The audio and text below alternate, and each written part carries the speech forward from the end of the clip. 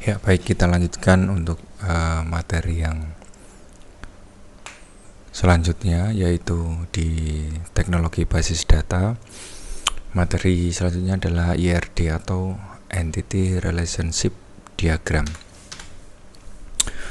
Oke, untuk Entity Relationship atau IR, yaitu model data Entity Relationship atau IR terdiri dari sekumpulan objek-objek yang disebut dengan entitas dan hubungan yang terjadi di antara objek-objek tersebut. Jadi di dalam IR di sini itu adalah sekumpulan objek yang kita buat yang disebut entitas dan hubungan yang terjadi di antara objek-objek tersebut. Jadi di dalam IR di sini kita akan menjelaskan tentang entitas atau objek-objek dan hubungan antar entitas atau hubungan antar objek-objek tersebut. Model data IR terbagi menjadi tiga konsep, yaitu himpunan entitas, hubungan objek, himpunan relationship, dan atribut. Entitas atau entity dan himpunan entitas atau entity set. Suatu entitas merupakan suatu objek dasar atau individu yang mewakili sesuatu yang nyata eksistensinya dan dapat dibedakan dari objek-objek yang lain. Jadi entitas itu adalah objek dasar yang mewakili suatu hal, kira-kira seperti itu, yang dibedakan dari objek-objek yang lain. Jadi entitas di sini adalah kumpulan objek yang mempunyai kesamaan, apapun kesamaan yang nyata, kira-kira seperti itu. Terus suatu entitas mempunyai sekumpulan sifat di sini ya, dan nilai dari beberapa sifat tersebut adalah unik yang dapat mengidentifikasi entitas tersebut. Jadi di dalam entitas itu mempunyai sekumpulan sifat atau kesamaan sifat lah ya, dan nilai atau value dari beberapa sifat tersebut. Jadi di dalam entitas itu mewakili kumpulan kesamaan sifat atau kesamaan nilai. Jadi setiap objek yang akan kita bentuk itu ketika mempunyai kesamaan atau kesamaan sifat ataupun kesamaan nilai, maka dia dapat disebut suatu entitas.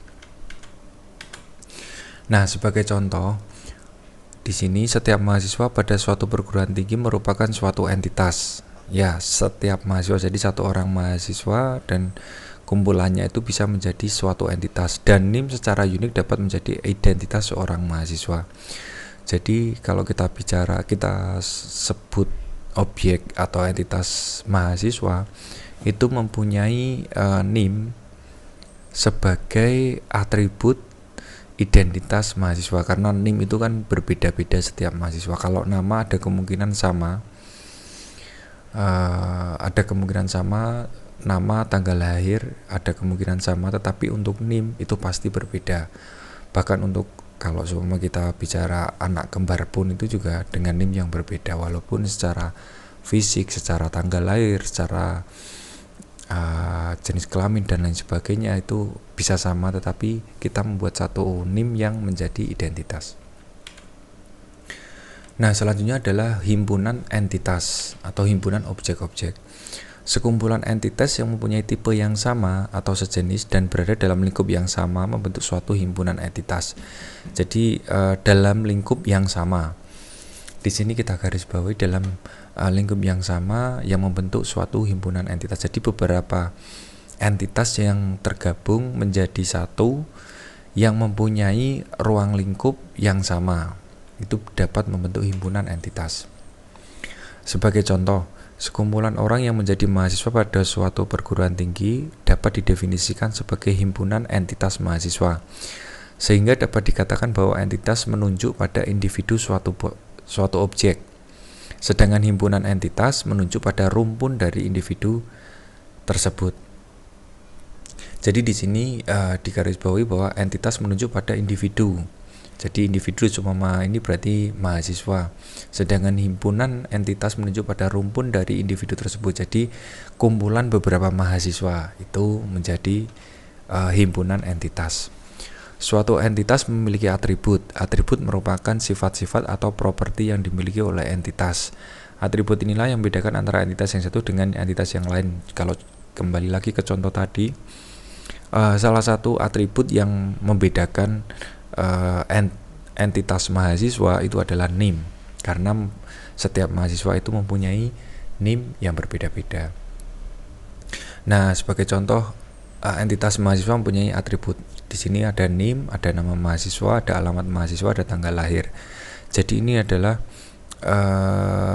di dalam mahasiswa itu mempunyai atribut NIM, nama, alamat, dan tanggal lahir. Ini contoh dari entitas mahasiswa. Baik, selanjutnya atribut di dalam entity relationship. Dikarakteristikkan di dalam atribut entity relationship itu dalam beberapa tipe. Kalau kita lihat dari contoh sebelumnya dengan tabel dengan entity mahasiswa, yang pertama itu adalah atribut sederhana dan atribut komposit. Atribut sederhana itu adalah atribut yang tidak bisa diturunkan, atau jadi isinya itu tidak bisa diturunkan. Contohnya seperti ini.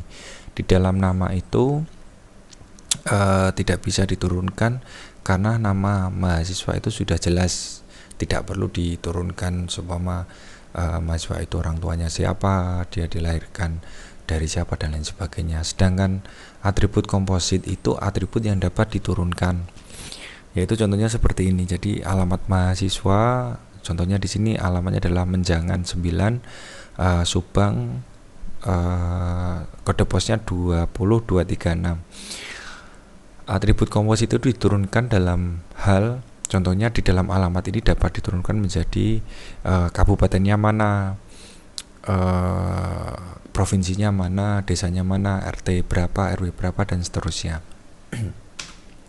Atribut selanjutnya adalah atribut yang bernilai tunggal dan bernilai banyak. Atribut yang bernilai tunggal itu contohnya ketika di dalam entitas mahasiswa itu kita bicara hobi. Semua hobinya di dalam mahasiswa itu hobinya bernyanyi. Di sini berarti dia mempunyai nilai tunggal. Sedangkan nilai banyak, contohnya di dalam hobi di sini ada membaca dan berenang. Jadi isi atau value di dalam atribut tersebut bisa bernilai lebih dari satu atau banyak. Yang ketiga adalah atribut nol, atribut yang berisi kosong. Contohnya di dalam tabel atau di dalam entity mahasiswa di sini, nama Rudi ini tidak mempunyai hobi. Jadi atribut yang bernilai kosong atau bernilai nol. Sedangkan yang keempat adalah atribut turunan. Atribut turunan adalah atribut yang dapat diturunkan dari satu atribut lain. Contoh dari NIM. NIM di sini mengasumsikan seumpama di sini 0700001. Jadi 07 di sini bisa diturunkan lagi menjadi satu kolom baru atau atribut baru, yaitu angkatan. Jadi contohnya di sini Pascal 07 berarti dia angkatan 2007, Rudi 07 berarti angkatan 2007, Firdaus di sini 06 berarti angkatan 2006. Itu karakteristik dari entity relationship. Nah, selanjutnya kita buat entitas baru, yaitu mata kuliah, yang berisi atributnya adalah kode mata kuliah, nama mata kuliah, SKS, dan semester. Isinya kira-kira seperti ini. Nah, selanjutnya adalah kardinalitas relasi. Kardinalitas merupakan jumlah maksimum entitas, di mana entitas tersebut dapat berelasi dengan entitas pada himpunan entitas yang lain. Jadi kardinalitas di sini mengasumsikan bahwa jumlah maksimum entitas yang dapat direlasikan atau dihubungkan dengan entitas pada himpunan yang lain.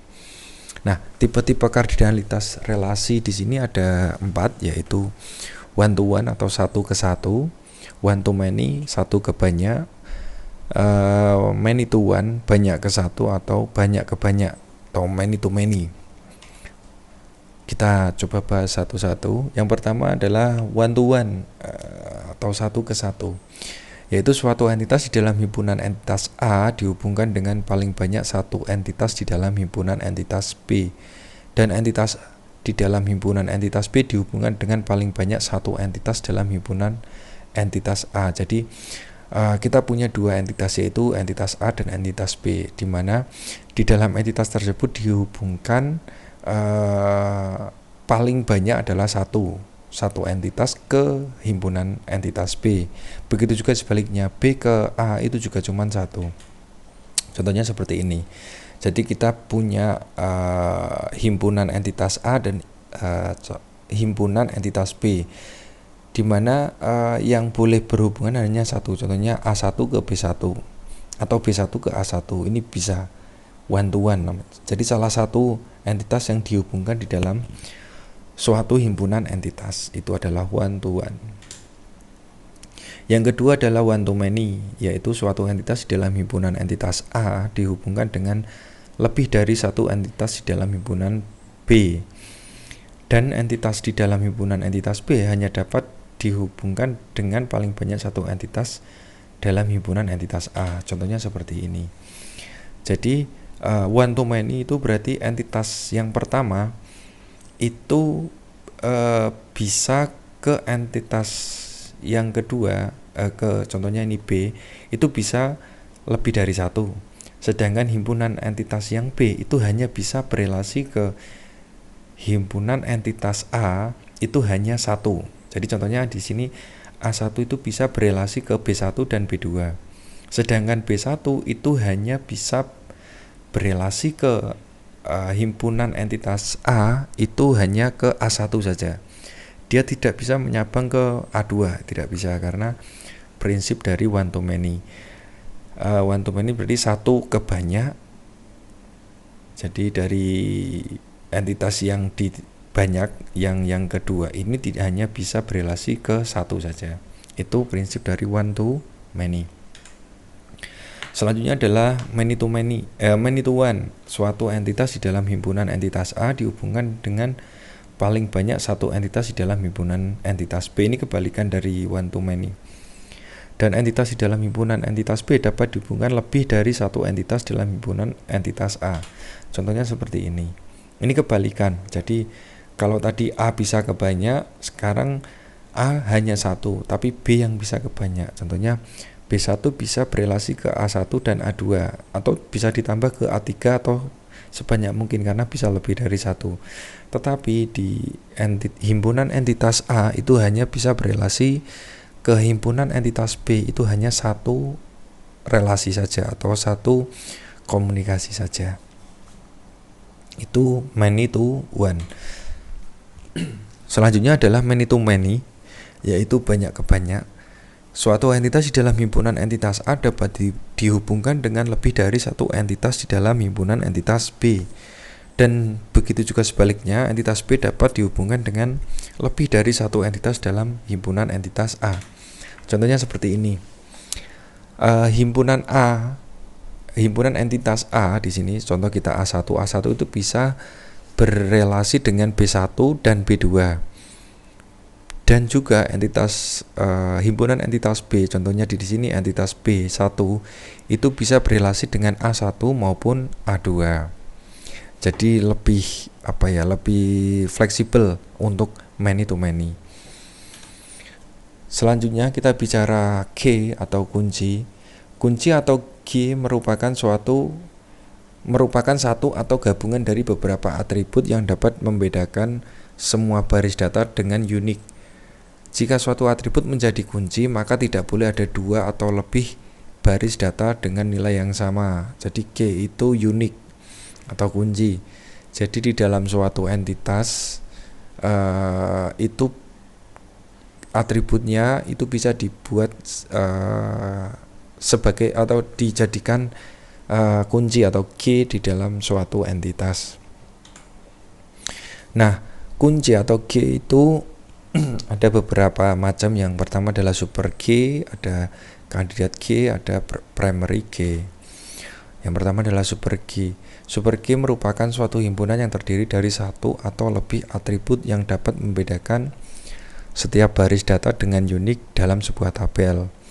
Sebagai contoh, NIM, nama mahasiswa, alamat mahasiswa, tanggal lahir.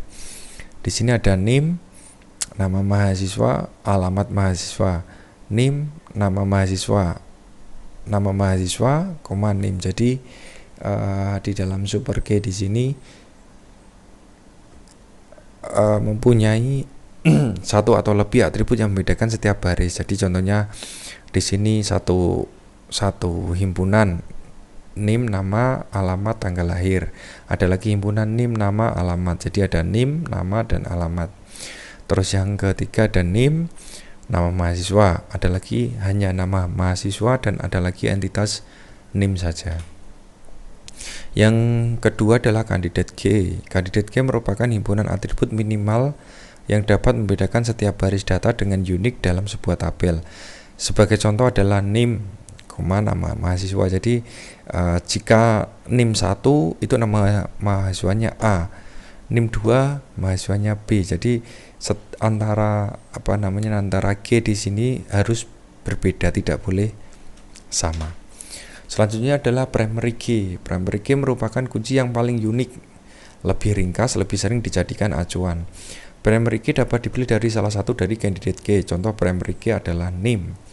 Jadi di dalam sebuah entitas mahasiswa, kita mendeklarasikan, kita menetapkan adalah primary key-nya adalah NIM. Jadi pasti NIM-nya tidak akan sama setiap mahasiswa.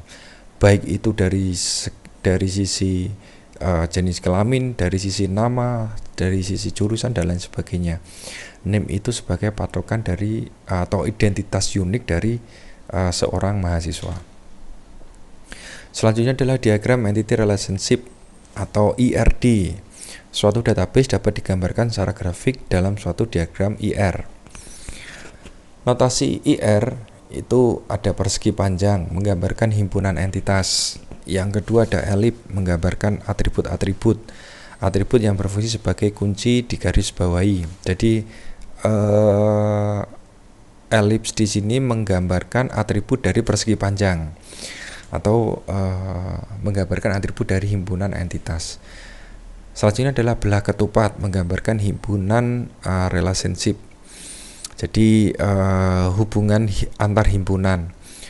Terus ada garis menggambarkan hubungan atribut ke entitas dan himpunan entitas ke himpunan relationship.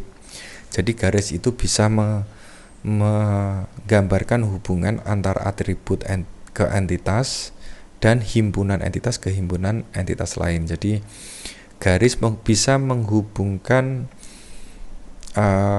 elips ke persegi panjang ataupun persegi panjang ke persegi panjang, kira-kira seperti itu. Terus kardinalitas relasi dapat digambarkan dengan banyaknya garis cabang atau dengan pemakaian angka 1 untuk relasi 1, N untuk relasi banyak. Jadi di dalam IRD itu simbol dari one to many berarti 1 ke N, many to one berarti N ke 1, one to one 1 ke 1, many to many berarti N ke N. Ini gambarannya. Jadi himpunan entitas itu persegi panjang, himpunan relasi itu belah ketupat, atribut itu elips. Kalau di garis bawah berarti sebagai G, terus garis di sini sebagai penghubung. Selanjutnya tahapan pembuatan IRD. Yang pertama mengidentifikasi dan menetapkan seluruh himpunan entitas yang akan terlibat. Yang kedua menentukan atribut G dari masing-masing himpunan entitas. Jadi yang pertama seluruh himpunan entitas yang akan terlibat. Jadi kita membuat persegi panjangnya ada berapa.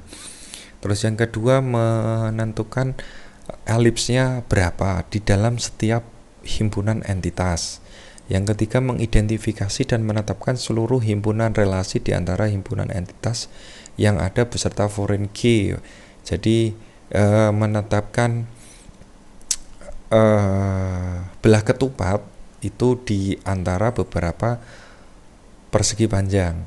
Yang keempat, menentukan derajat kardinalitas untuk setiap himpunan relasi. Yang kelima, melengkapi himpunan entitas dan himpunan relasi dengan atribut deskriptif atau non-G. Jadi di dalam elips itu diisikan atributnya apa saja. Contoh, relasi antara himpunan entitas mahasiswa dengan himpunan mata kuliah. Himpunan relasinya disebut dengan belajar. Pada relasi ini, seorang mahasiswa dapat mengambil lebih dari satu mata kuliah. Setiap mata kuliah dapat diambil lebih dari satu mahasiswa. Contohnya seperti ini. Jadi di sini himpunan entitasnya, di sini relationship-nya, di sini adalah atributnya, di sini adalah garis keterangannya, kardinalitasnya. Jadi kalau bisa dibaca, mahasiswa ke mata kuliah itu kardinalitasnya adalah many to many, di mana relationship-nya atau hubungannya adalah belajar. Mahasiswa itu mengambil mata kuliah untuk belajar. Nah, di setiap entitas maupun relationship di sini mempunyai atribut. Di sini ada mahasiswa, itu ada NIM, nama mahasiswa, alamat, tanggal lahir. Sedangkan mata kuliah ada kode mata kuliah, nama mata kuliah, SKS, dan semester. Nah, ketika dihubungkan dengan belah ketupat, dengan simbol belah ketupat yaitu belajar, di sini akan memunculkan atribut NIM dan atribut kode mata kuliah sebagai foreign key dari entitas mahasiswa maupun mata kuliah beserta nilai kalau semua nanti atribut tambahannya. Jadi dari mahasiswa ke mata kuliah di sini berelasi yang disebut belajar di sini akan memunculkan atribut baru yaitu NIM, kode mata kuliah sebagai foreign key dari entitas mahasiswa maupun mata kuliah, dan atribut baru yaitu nilai dari gabungan NIM maupun kode mata kuliah tersebut. Nah, himpunan entitas lemah. Himpunan entitas yang tidak memiliki atribut yang dapat berfungsi sebagai primary key. Himpunan entitas lemah berisi entitas-entitas yang kemunculannya tergantung pada keberadaannya dalam sebuah relasi terhadap entitas lain. Sebagai contoh, tabel data mahasiswa dapat dilengkapi dengan entitas baru yaitu hobi. Jadi himpunan yang ketergantungan itu himpunan entitas lemah, di mana hobi di sini akan mengacu pada mahasiswa. Kalau primary-nya NIM berarti dia tergantung pada NIM-nya berapa. Kira-kira seperti itu. Nah, contohnya hobi di sini. Data hobi dapat dikategorikan sebagai himpunan entitas lemah karena di dalam hobi ini tidak mempunyai primary key. Jadi hobi ini secara otomatis mengambil dari entitas mahasiswa. Makanya di dalam relasi di sini menyenangi itu menyebutkan NIM langsung ke hobi. Tidak ada atribut G di dalam entitas hobi. Makanya ini termasuk relasi lemah karena ketergantungan, sangat ketergantungan dengan mahasiswa. Untuk kardinalitasnya, mahasiswa itu satu, one to many, bisa mempunyai hobi yang lebih dari satu. Selanjutnya adalah spesialisasi dan generalisasi. Suatu himpunan entitas mungkin mempunyai subkelompok entitas yang berbeda dari entitas yang lain pada himpunan entitas tersebut. Suatu subhimpunan yang berada dalam himpunan entitas mungkin mempunyai atribut yang tidak dimiliki oleh semua entitas dalam himpunan entitas tersebut. Himpunan entitas dosen dapat dibagi menjadi dua, ini contohnya, yaitu dosen tetap dan dosen tidak tetap. Himpunan entitas dosen bisa memiliki atribut NIP, golongan, pangkat, tanggal masuk. Sedangkan untuk golongan dosen tidak tetap, atribut tersebut tidak diperlukan. Jadi contohnya adalah dosen dibagi menjadi dua, yaitu dosen tetap dan tidak tetap. Nah, dosen tetap itu mempunyai atribut NIP, golongan, pangkat, tanggal masuk. Sedangkan dosen tidak tetap tidak membutuhkan atribut tersebut. Adanya perbedaan tersebut menyebabkan entitas dosen tidak mungkin disatukan dalam sebuah himpunan entitas karena tidak mempunyai kesamaan value atau nilai dari sebuah atribut tersebut. dari suatu himpunan entitas dapat dilakukan pengelompokan yang dapat membentuk suatu himpunan entitas baru atau proses top down disebut dengan proses spesialisasi. Contohnya seperti ini. Jadi dosen itu bisa diturunkan, dispesialisasikan ke dosen tetap dan dosen tidak tetap. Jadi dari atas ke bawah, top down. Kebalikan dari spesialisasi adalah generalisasi, yaitu proses bottom up. Jadi ini contohnya mahasiswa. Jadi mahasiswa itu kan ada mahasiswa reguler dan mahasiswa ekstensi. Nah, generalisasi ini dari kedua entitas ini itu di bottom up, digabungkan menjadi satu, yaitu menjadi mahasiswa. Ini berbeda dari spesialisasi. Kalau spesialisasi dari atas ke bawah, menjadi dari dosen menjadi dosen tetap dan dosen tidak tetap. Sedangkan generalisasi itu dari bawah ke atas, dari mahasiswa reguler dan mahasiswa ekstensi digabung menjadi digeneralisasikan menjadi entitas baru yang bernama mahasiswa. Selanjutnya adalah agregasi. Suatu keterbatasan dari model entity relationship adalah tidak mungkin untuk mengekspresikan suatu himpunan relasi yang secara langsung menghubungkan sebuah himpunan entitas dengan sebuah himpunan relasi. Untuk mengatasi hal tersebut digunakan suatu notasi khusus yang dinamakan agregasi. Contoh, relasi antar himpunan entitas mahasiswa dengan himpunan entitas mata kuliah. Terdapat beberapa mata kuliah yang mengandung kegiatan praktikum.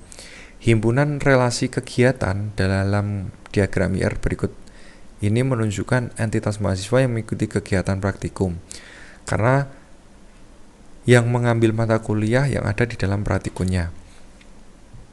Contohnya seperti ini. Jadi di dalam mahasiswa mengambil mata kuliah, ini contoh tadi, yaitu belajar, itu berelasi dengan kegiatan di sini ada yang mengambil praktikum ataupun tidak. Kira-kira agregasi seperti itu. Bisa diturunkan lagi di dalam kegiatan itu, yaitu sebuah praktikum di dalam mata kuliah. Karena mata kuliah kan terdiri dari dua komponen, yaitu komponen teori dan komponen praktikum. Nah, di dalam kegiatan tersebut itu dapat diturunkan lagi menjadi sebuah entitas baru yang bernama praktikum. Itu sekian penjelasan dari saya mengenai IRD.